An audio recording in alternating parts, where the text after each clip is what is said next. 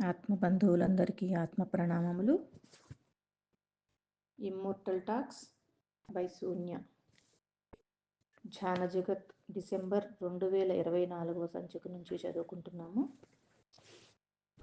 Part 5 అండి.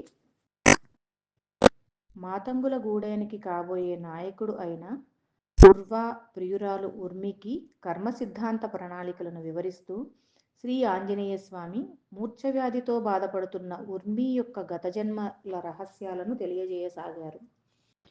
ఈ క్రమంలోనే వారు ఆమె గత జన్మలలోని మూర్ఛవ్యాధి యొక్క మూలాలను నిర్మూలించటానికి అశ్విని దేవతలతో కలిసి ఉర్మికి సూక్ష్మలోక శస్త్రచికిత్స అంటే యాస్ట్రల్ సర్జరీ చేయడం మొదలుపెట్టారు. గత జన్మలో ఉర్మి ఒకానొక గ్రామంలోని రైతు యొక్క భార్య అయిన చంద్ర మంచి ఇల్లాలు. ఆమె సాటి మనిషి కష్టాన్ని తన కష్టంగా తలచి వారికి సహాయం చేయడమే కాకుండా జంతువుల పట్ల కూడా ఎంతో దయతో ఉండేది. తన 9 సంవత్సరాల కొడుకు అంటే ఆమెకు పంచప్రాణాలు. ఇలా ఉండగా ఒకసారి ఆ ఊళ్ళోకి ఎక్కడి నుంచో ఒక కోతుల గుంపు వచ్చి పడి ఊరిని అతలాకుతలం చేయసాగింది. ఊరి జనాలంతా కలిసి వాటిని రాళ్లతో తరిమి కొడుతూ బెదిరించడంతో అవి తిండికి మరి నీళ్లకు కరువై పరిగెత్తి అలసిపోతూ రాత్రి కాగానే ఏదో ఒక ఇంటిపై కప్పులో చేరి తలదాచుకునేవి. ఈ క్రమంలోనే ఒకరోజు అవి ఊరివాళ్ల రాళ్ల దెబ్బలకు బెదిరి పారిపోతూ చంద్ర ఇంటిపై కప్పుకు చేరి అక్కడ తలదాచుకున్నాయి.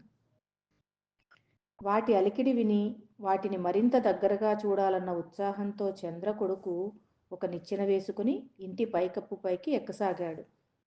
ఆ పిల్లవాడు తమకు ఏదో హాని చెయ్యడానికే వస్తున్నాడని తెలిసిన కోతులు అతడిని భయపెట్టడానికి గట్టిగా అరవసాగాయి. వాటి అరుపులకు భయపడిన ఆ పిల్లవాడు పట్టుతప్పి నిచ్చెనపై నుంచి జారి కింద పడిపోయాడు. దాంతో అతడి తలకు గట్టి దెబ్బ తగిలి అమ్మా అని అరుస్తూ అపస్మారకంలోకి వెళ్ళిపోయాడు. ఈ హడావిడికి బయటకు వచ్చిన చంద్ర తన కొడుకు ఉన్న పరిస్థితికి తల్లడిల్లిపోగా అప్పుడే పొలం నుంచి వచ్చిన ఆమె భర్త వెంటనే వెళ్ళి వైద్యుడిని పిలుచుకుని వచ్చాడు. పిల్లవాడిని క్షుణ్ణంగా పరిశీలించి మందులు ఇచ్చిన వైద్యుడు అతని మెదడుకు బలమైన గాయం తగలడం వల్ల 6 గంటలు గడిస్తే కానీ తాను ఏమీ చెప్పలేనన్నాడు. విషయం తెలుసుకుని చంద్ర ఇంటి ముందుకు చేరిన ఊరి జనాలు ఇంతటి అనర్థానికి కారణమైన కోతులను తిట్టుకుంటూ వాటిని ఊరి నుంచి వెళ్ళగొట్టడానికి ప్రణాళికలు వేయసాగారు. ఈ హడావిడిలో కొందరు యువకులు తమ ఇంటిపై ఉన్న కోతులను రాళ్లతో కొడుతుండడం చూసిన చంద్ర వాళ్లను అదిలించి అంత బాధలో కూడా ఒక తల్లిలా కోతుల ఆకలిని గమనించి తాను రాత్రి భోజనం కోసం వండిన అన్నాన్ని తీసుకువెళ్ళి వాటికి అందుబాటులో ఉంచింది. ఆ తరువాత వంటగదిలోకి వెళ్ళిపోయి మళ్లీ తమ ముగ్గురి కోసం రాత్రి వంట వండసాగింది. ఆ క్షణంలో తాను ఉన్న పరిస్థితులకు అతీతంగా చంద్ర చేసిన గొప్ప పని యొక్క ప్రభావం కాలం మరి శూన్యంల మధ్య బలమైన ప్రకంపనలను సృష్టించటమే కాకుండా ఆ రెండింటికి మధ్య ఉన్న అతీత తలంలోని దేవతల లోకాలను కూడా కదిలించి వేసింది. ఇదే క్రమంలో ఆ ప్రకంపనలను హనుమంతుల వారి లోకంలోకి కూడా ప్రవేశించి గాఢ ధ్యానస్థితిలో ఉన్న వారిని బలంగా తాకాయి. వెంటనే కళ్ళు తెరిచిన హనుమ ఒక సాధారణ స్త్రీ తనకు హాని కలిగించిన జంతువుల పట్ల కూడా అంతటి అసాధారణంగా స్పందించిన తీరును కాలుడు ద్వారా తెలుసుకొని ఆశ్చర్యపోయారు. ఆమె తన భక్తురాలు కాకపోయినా, ఆమె తనను ఏనాడు ప్రార్థించకపోయినా సరే చావు బతుకుల్లో ఉన్న ఆమె కొడుకుకు ఇంకా 6 గంటల ఆయుష్ మాత్రమే మిగిలి ఉందని తెలుసుకుని అతడిని రక్షించాలని నిర్ణయించుకుని ఇద్దరు అశ్వినీ దేవతలతో కలిసి ఆమె ఇంటికి బయలుదేరారు.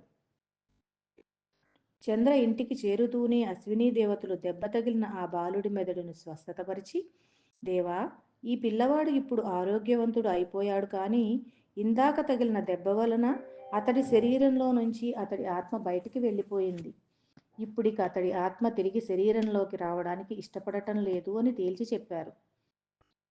వెంటనే శూన్యంలోకి వెళ్ళి చూసిన హనుమకు అక్కడ ఏ బాధ మరి ఏ నొప్పి లేని ఆ పిల్లవాడి ఆత్మ సరికొత్త జీవిత అనుభవాలను పొందటానికి ఉవ్విళ్ళూరుతూ ఆ శూన్యంలో సొరంగాలలో సరికొత్త పాత్రలను వెతుక్కోవడం కనిపించింది.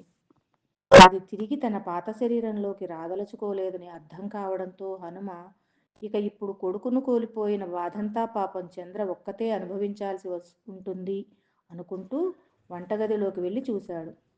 అక్కడ చంద్ర దేవుని దయ వల్ల నా కొడుకు తప్పక బతుకుతాడు అన్న నమ్మకంతో అతడి కోసం రాత్రి భోజనం కూడా సిద్ధం చేస్తూ హడావిడిగా గిన్నెలు సర్దుతోంది. ఏదో ఒకటి చేసి పిల్లవాడిని బ్రతికించాలి అనుకుంటూ హనుమ చివరి ప్రయత్నంగా చంద్రపాత్రలో కాలం యొక్క ప్రోగులు అంటే టీ స్ట్రింగ్స్ ఎన్ని ఉన్నాయో లెక్క పెట్టాడు. అవి 13 ఉన్నాయి. కాలం యొక్క పోగులు టీ స్ట్రింగ్స్.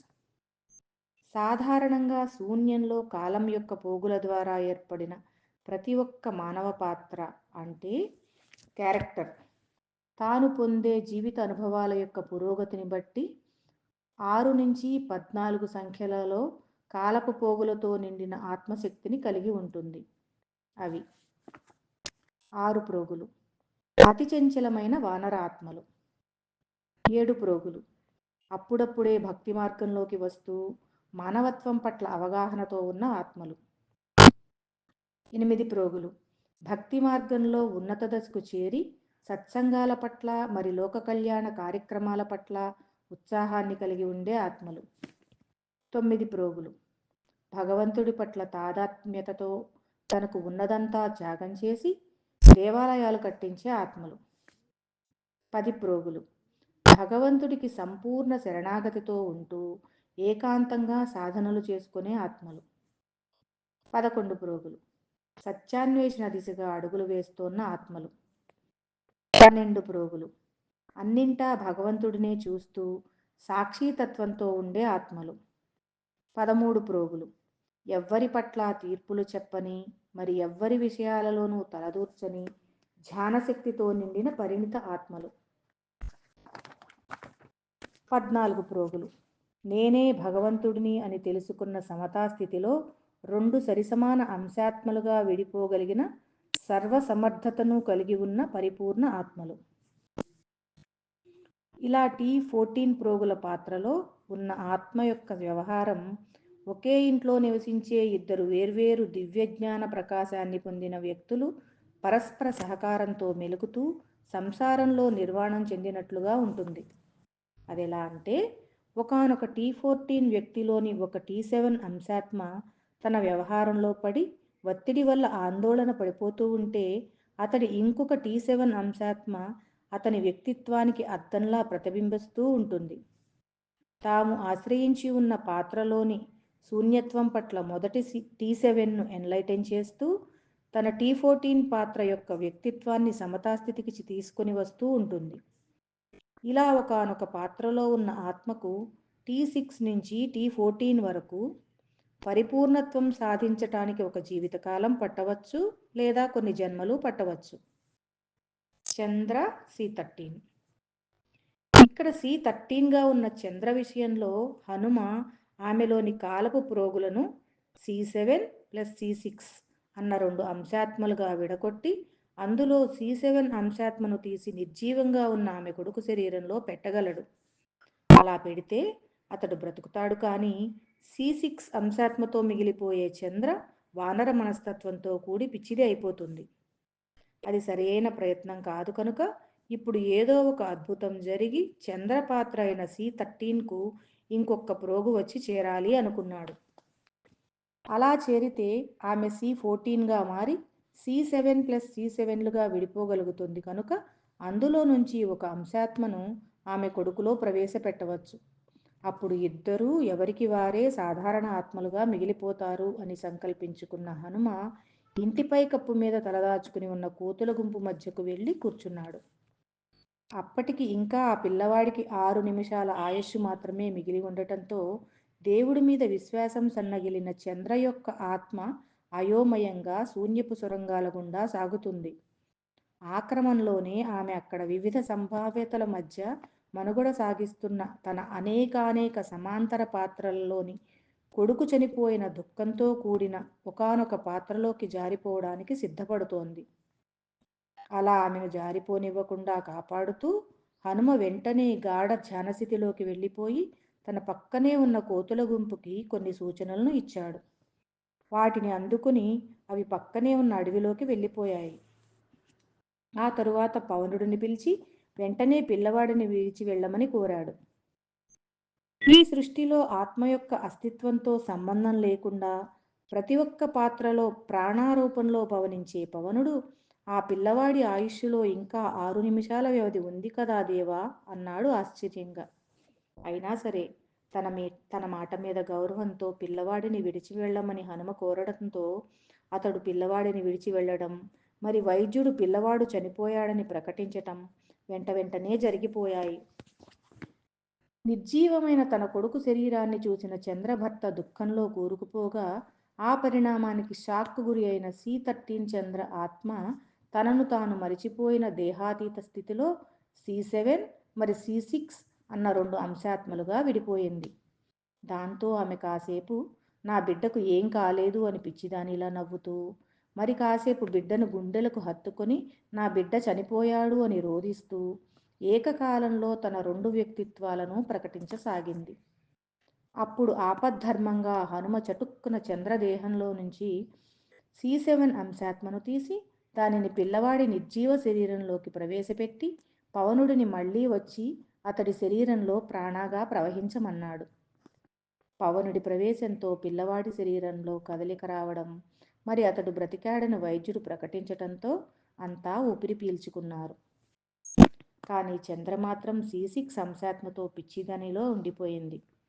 ఇప్పుడిక చంద్ర ఆత్మను సంస్కరించే పనిలో పడ్డ హనుమ అడవిలోకి వెళ్ళిన కోతుల ప్రేరేపణతో గ్రామంలోకి ప్రవేశించి చంద్ర ఇంటి ముందు నిలబడి భవతీ భిక్షాందేహి మాత అని అరుస్తున్న ఒకానొక సాధువును చూశాడు. సూర్యాస్తమయం అయ్యాక కూడా భిక్ష కోసం వచ్చిన ఆ సాధువును గ్రామస్తులంతా తిట్టసాగారు. అయినా సరే M14 మాంక్ అంటే 2 సరిసమానమైన అంశాత్మలతో కూడిన M7 ప్లస్ M7 అన్న పూర్ణాత్మ యొక్క కాలపు ప్రోగులను కలిగి ఉన్న ఆ సాధువు అవమానపు మాయను కూడా లెక్క చేయకుండా ఇంటి లోపలి వరండాలోకి వచ్చేశాడు. అక్కడ పిచ్చిదానిలా శూన్యంలోకి చూస్తూ కూర్చున్న చంద్రను చూసి, అమ్మా, ఈ ఇంటి యజమాని మీరేనా? ఈ బాటసారి ఆకలితో ఉన్నాడు, అన్నం పెట్టమ్మా అని అభ్యర్థించాడు.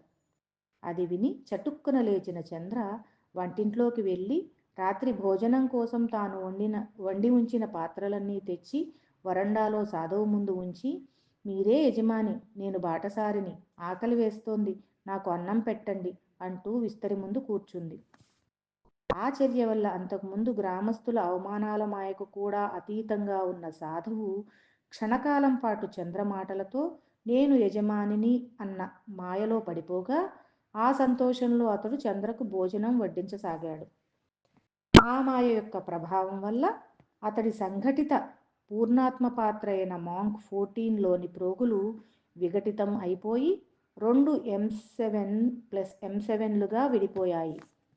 అలా విడిపోయిన సాధువులోని 2 M7 అంశాత్మల నుంచి ఒకదానిని తీసి హనుమ చటుక్కున చంద్రపాత్రలో చేర్చి చంద్రపాత్రను C6 ప్లస్ M7 అంశాత్మలతో కూడిన C13 పాత్రగా మార్చివేశాడు. అలా తన 13 ప్రోగులతో కూడిన చంద్ర యొక్క ఆత్మ అప్పటి నుంచి పూర్వంలాగే తన కుటుంబంతో కలిసి హాయిగా జీవించడంతో చంద్ర కథ సుఖాంతం అయిపోయింది.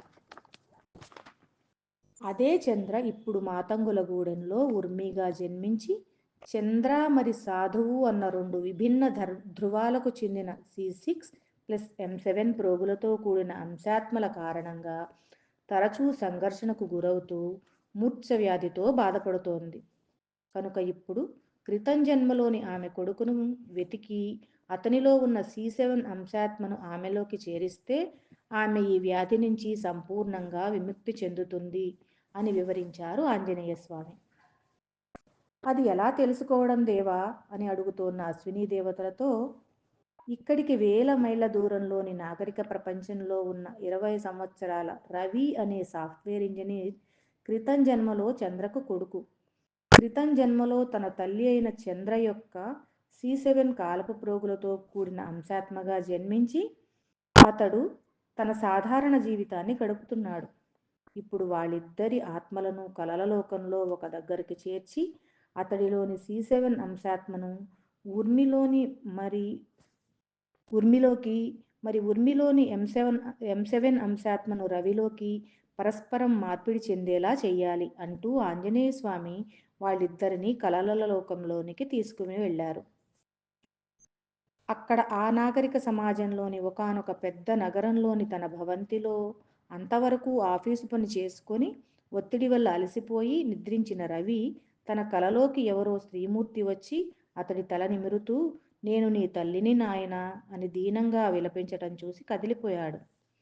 తనలో ఉన్న తన తల్లి యొక్క C7 అంశాత్మ ఆ స్త్రీమూర్తిలో ఉన్న చంద్ర యొక్క C6 అంశాత్మను గుర్తించడంతో అతడు వెంటనే లేచి ఆమెను హృదయానికి హత్తుకున్నాడు. ఆ స్త్రీమూర్తి అయిన ఊర్మి కూడా తన కలల లోకంలో తన గత జన్మ కొడుకు అమ్మా అంటూ వచ్చి తనను హత్తుకోవడంతో ఆమెలోని మాతృహృదయం ఉప్పొంగిపోయింది. అదే సమయంలో వాళ్ళిద్దరి ఆత్మల సంయోగానికి అనుసంధానకర్తలా ఉన్న ఆంజనేయస్వామి వాళ్ళిద్దరి తలలపై తన చేతిని ఉంచి దీవిస్తూ రవి పాత్రలో ఉన్న C7 ఆత్మను ఊర్మి పాత్రలోకి, మరి ఊర్మి పాత్రలో ఉన్న M7 ఆత్మను రవి పాత్రలోకి మార్చివేశాడు. ఇప్పుడు రవి M7 కాలపు ప్రోగులతో కూడిన సాధారణ అంశాత్మగా మారిపోగా ఊర్మి తన గత జన్మకు చెందిన 2 C6+C7 అంశాత్మలతో కూడిన C13 అనే పరిణితి చెందిన ఆత్మగా మారిపోయింది. కొద్దిసేపటి తర్వాత సెల్ ఫోన్ మోగుతున్న చప్పుడుకి నిద్రలోంచి మేల్కొని ఇహలోకంలోకి వచ్చిన M7 రవి తనకు వచ్చిన కలను కలగానే గుర్తు చేసుకుంటూ మళ్ళీ తన దైనందిన కార్యక్రమాలలో మునిగిపోయాడు. ఇక్కడ మాతంగులగూడెంలో తన చిరంజీవత్వపు గురువు అయిన ఆంజనేయస్వామి యొక్క పిలుపుతో నిద్ర నుంచి మేల్కొని కలల లోకం నుంచి ఈ లోకంలోకి వచ్చిన C13 ఊర్మి అతనికి సాష్టాంగ నమస్కారం చేసింది. అలా C6+C7 ప్రోగులతో కూడిన తనవైన అంశాత్మలతో C13 పరిణిత ఆత్మగా మారి మూర్ఛ వ్యాధి నుంచి సంపూర్ణంగా విముక్తి చెందిన ఊర్మి మాతంగ మహిళలతో కలిసి తమ గూడానికి బయలుదేరబోతూ తన ముందు ప్రత్యక్షమైన యమధర్మరాజును చూసి ఆశ్చర్యపోయింది. వచ్చే నెల మళ్ళీ కలుసుకుందాం. Thank you ఫస్టర్స్.